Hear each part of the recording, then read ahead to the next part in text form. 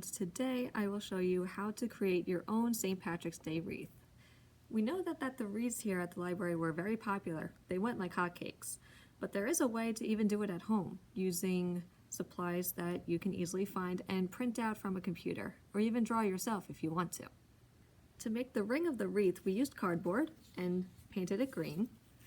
For the alternating colors and size of popsicle sticks, we took very small skinny popsicle sticks and painted them either black or green, or left them as they were.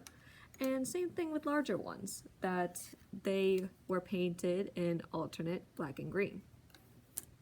For the letters of the wreath, we just printed out word art. We went on Microsoft Word or on Google Doc, and you can make the phrase Happy St. Patrick's Day or Happy St. Pat's, and you can cut them out as individual letters, and there you would have your letters for this wreath. And for the leprechaun, we just printed out one and we backed it onto some cardstock just to make it a little more sturdy for the gluing. And you can even draw your own if you really wanted to. So it is doable at home. So I'll show you how to make your own DIY version. The first thing you would do with the wreath, be it the actual item or the DIY one, or the popsicle sticks, they would have to go on first, and they would go in alternating colors, sizes, and glued on. You can either do tacky glue or hot glue, but in an array like this of alternating sizes and colors. And you would do that going all the way around. Now that I put as many popsicle sticks that I am satisfied with, this ring is larger than the standard one for the supply kits, so it is up to you on the size of ring you would want to do if you are making it at home. Maybe a little bit smaller if you don't have too many popsicle sticks around the house.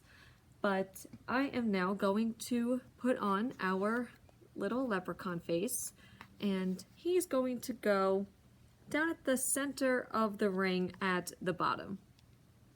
Now that the leprechaun is on, the next step would be to put the letters around the wreath saying the phrase along the lines of Happy St. Patrick's Day, Happy St. Patrick's, Happy St. Pat's. In our case, we have Happy St. Pat's. So we will glue those on, and I will be right back. We are all set with the letters. Now I notice here at the bottom that we have a little bit of blank space. I'm going to take some of our foam shamrock stickers, and I'm just going to fill the space with them just to kind of give another detail. Okay, and there we have it, just double checking that they are staying. And I stuck a shamrock on his hat. It says lucky. So, not bad for a totally DIY version, but I hope you enjoy making this craft with your family. Have a great St. Patrick's Day.